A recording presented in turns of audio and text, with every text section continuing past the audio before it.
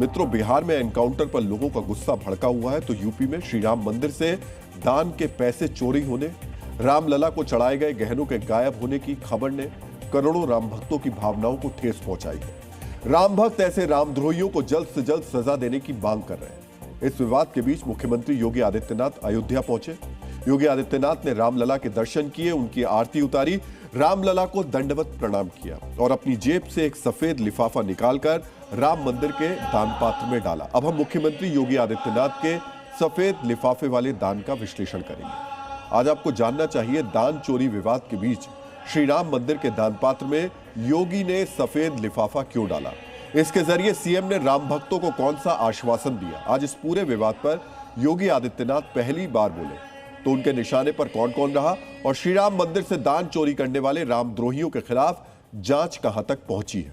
इस विश्लेषण में सबसे पहले हमने आपके लिए मुख्यमंत्री योगी आदित्यनाथ के सफेद लिफाफे वाले संदेश को डिकोड किया है। मित्रों, राजनीति की दुनिया के दिग्गज अक्सर ऐसे स्थानों से दूरी बनाते हैं जहां से कोई बड़ा विवाद जुड़ा होता है। श्री राम मंदिर में दान चोरी का मामला इस वक्त विपक्षी पार्टियां जोर शोर से उठा रही है, लेकिन ऐसे वक्त में सीएम योगी अयोध्या से दूरी बनाने के बजाय रामनगरी पहुंचे। अयोध्या में रामायण वैक्स म्यूजियम के उद्घाटन समेत कई विकास कार्यों का शिलान्यास किया। मुख्यमंत्री योगी आदित्यनाथ इन कार्यक्रमों के बाद भी वापस जा सकते थे, लेकिन वो रामलला के दर्शन करने भी पहुंचे, रामलला की पूजा अर्चना की और यहीं पर उनकी जेब से निकला वो सफेद लिफाफा जिसके अंदर सिर्फ श्री राम मंदिर में अर्पित किया गया दान नहीं था, बल्कि एक बहुत बड़ा संदेश भी छिपा था। आज इस वीडियो को आपको बहुत ही ध्यान से देखना चाहिए। रामलला की पूजा करने के बाद मुख्यमंत्री को पुजारी ने प्रसाद दिया। यह प्रसाद उन्होंने अपने सुरक्षा कर्मी को दे दिया। इसके बाद योगी आदित्यनाथ पीछे की तरफ मुड़े, जो आप देख रहे हैं, जो इनको प्रसाद मिला। अपने कुर्ते की जेब से एक सफेद रंग का ये लिफाफा निकाला। आप देख रहे हैं उनके हाथ में ये सफेद रंग का लिफाफा है। पहले आरती की, प्रसाद लिया और उसके बाद ये सफेद रंग का लिफाफा निकाला और उसके बाद वो दान पात्र की तरफ बढ़े और फिर इस लिफाफे को उस दान पात्र में डाल दिया। मित्रों, मंदिर में पूजन के बाद दान पात्र में चढ़ावा चढ़ाना कोई नई बात नहीं है, पर अक्सर नेताओं की ऐसी तस्वीरें सामने नहीं आती। लेकिन इस बार मुख्यमंत्री योगी की मंदिर के दान पात्र में दान डालने वाली तस्वीरें जारी की गई। इस वीडियो में आप एक चीज और देख पा रहे होंगे। दान पात्र के एक तरफ मुख्यमंत्री योगी आदित्यनाथ हैं और दूसरी तरफ दर्शन करने आए राम भक्त भी खड़े हैं। मुख्यमंत्री योगी आदित्यनाथ ने पहले दान पात्र में चढ़ावा चढ़ाया, फिर हाथ जोड़कर राम भक्तों का अभिवादन किया।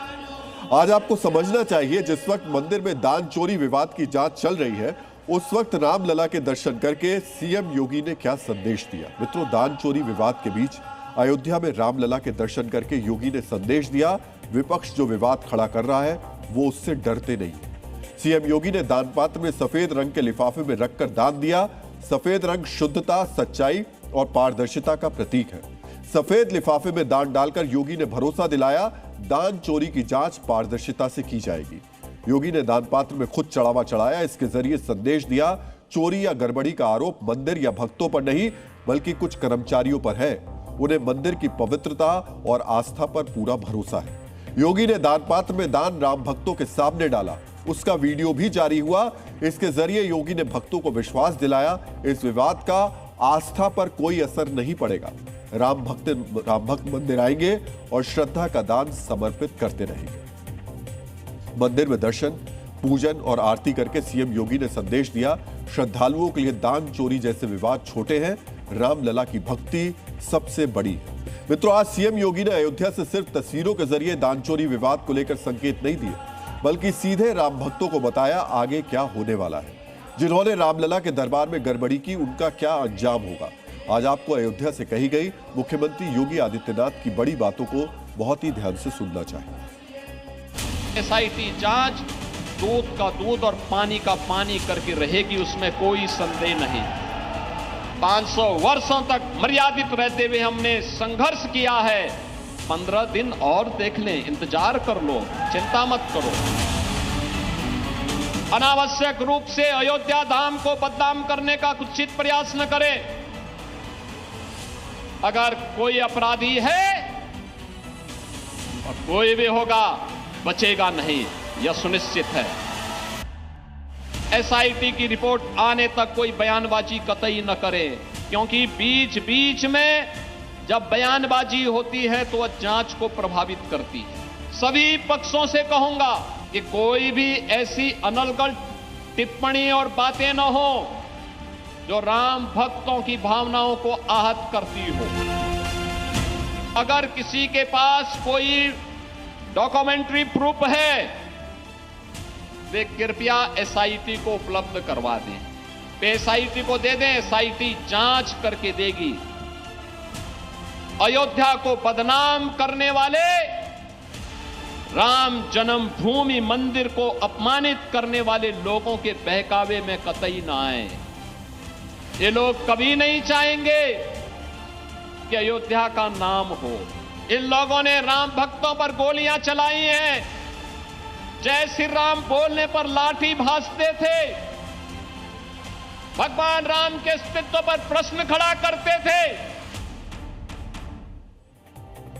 मित्रों, मुख्यमंत्री योगी आदित्यनाथ ने साफ साफ कहा, अपराधी जितना बड़ा हो, जितना रसूखदार हो, बचेगा नहीं और 15 दिन में दूध का दूध और पानी का पानी हो जाएगा। योगी का संदेश साफ है, अव्यवस्था और सनातन विरोधी एजेंडा आस्था को नहीं हरा सकते। अयोध्या में दान चोरी की जांच के लिए जो एसआईटी बनाई गई है, उसको 15 दिन में अपनी रिपोर्ट सौंपनी है। आपको जानना चाहिए, दान चोरी की जांच कर रही एसआईटी की जांच में आज क्या क्या हुआ।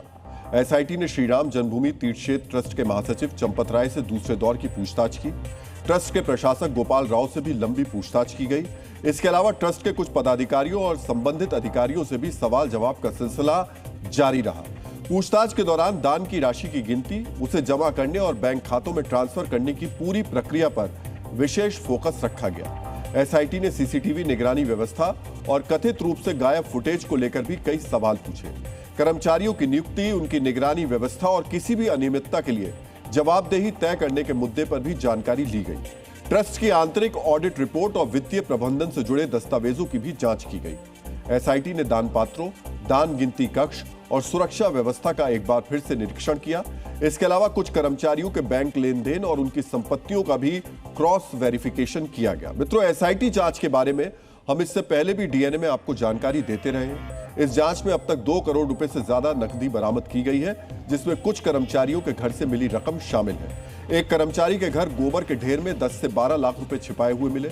मंदिर के 5-6 कर्मचारी मुख्य रूप से इस मामले में फंसते दिखाई दे रहे हैं, जिनमें लवकुश और अनुकल्प जैसे नाम शामिल हैं। इन कर्मचारियों की संपत्ति अचानक बढ़ी, जिसकी जांच की जा रही है। जांच में कुछ सीसीटीवी फुटेज गायब पाए गए हैं। दान गिनती में अनियमितताएं और कुछ अनरजिस्टर्ड दान पात्र भी मिले हैं। अब तक 74 से ज्यादा ऐसे लोगों से पूछताछ हो चुकी है, जिसमें ट्रस्ट अधिकारी, कर्मचारी और सेवादार शामिल हैं।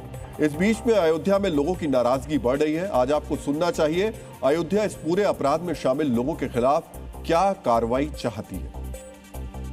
यहाँ जो योगी जी हैं, बुलडोजर बाबा के नाम से फेमस है और वो जो मंदिर का पैसा चुराए, उसके घर पे बुलडोजर चलाए। बुलडोजर तो होना चाहिए, बुलडोजर एक्शन लेना ही चाहिए उन्हें, क्योंकि वो पैसे हमारे थे। आस्था के साथ खिलवाड़ कहेंगे इसको, कि सारे दुनिया, देश दुनिया के लोग यहाँ पे दान देते हैं। लोग दोषी पाए जाते हैं। हाँ, उनके घर पे बुलडोजर चलनी चाहिए। हम अपनी आस्था से आते हैं, अपनी आस्था से कुछ भी दान देकर जाते हैं। उस दान की चोरी एक जघन्य नहीं, एकदम मतलब क्षमा करने योग्य अपराध भी नहीं है। मित्रों, अयोध्या के लोग चाहते हैं रामद्रोहियों पर बुलडोजर एक्शन हो। योगी भी कह चुके हैं अपराधी बचेंगे नहीं। एक्शन के लिए सिर्फ जांच की रिपोर्ट आने का इंतजार है।